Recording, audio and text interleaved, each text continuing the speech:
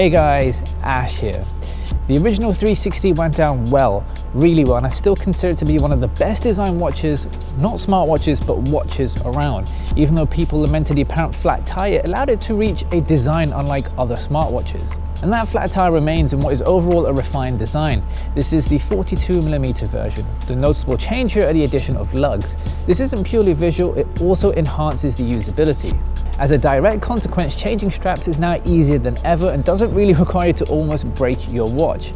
Overall, it looks more like one. Either you'll like this fact or not, but subjectively, I like my watches to have an understated sense of style. If you're looking to get this watch, then the design is probably why you might want it, because quite frankly, the performance, in my opinion, is only just catching up to the rest of the field. Perhaps my expectations were too high, but I wanted advancements. This is a second generation product and overall I don't think it's fitting of that title. Regardless, that isn't to say it's bad. In fact, I can finally say we are now at a place where it provides the experience we've always been asking for. It's fluent, snappy, and finally on par with other smartwatches. What keeps it ticking is the Snapdragon 400 coupled with 512 megabytes of RAM and 4 gigs of storage. This should undoubtedly make it more energy efficient than the first generation's TIO map. The watch retains the wireless charging found on its predecessor, which is a huge plus, but a very curious omission is NFC. When I looked at the Sony Smartwatch 3 a few weeks back, I complimented this future-proof feature in light of the inevitable push into Android Pay. Anyway, the watch retains the heart rate sensor, which in my opinion is a wasted addition for a watch that isn't really sports oriented. Best to say, I wouldn't really take this out on a run.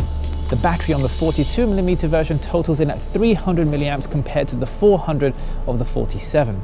Now with ambient mode on, the watch lasts about a day and a half, and without I can get to 2 days. Now mind you, this is with moderate to little interaction with the watch itself. By now, you're probably aware of the Android Wear platform that runs most of these smartwatches. The 360 here is no different due to the relatively closed nature of the OS, so if you like the platform, it will serve you well. What is worth noting is the recent support for iOS, so those of you who found yourselves on the Apple ecosystem can take advantage of this, and I think you should. If you already have the first generation, then I don't think the purchase is justified. If you don't, should you get it? Yes, absolutely. Subjectively, it's a stunning looking watch which can be contested against the best traditional watches out there. Now that's saying something. Watches are all about personal taste, and it's been said again and again, but it's true, and Motorola seems to be one of the few companies that really understand this. Why? Well, it's down to the customizations that you can make. You have the ability to select between a 42 and 47mm version, so perhaps you're a female with smaller wrists or just out and out prefer smaller watches. Awesome, then there's something for you. This is really only the surface though. There are different material choices, finishes, and small touches like having the option to choose between a micro knurl or micro cut texture on your bezel. Kudos, Motorola. If you're going to elevate a traditional watch, then this, in my opinion, is how it should be done.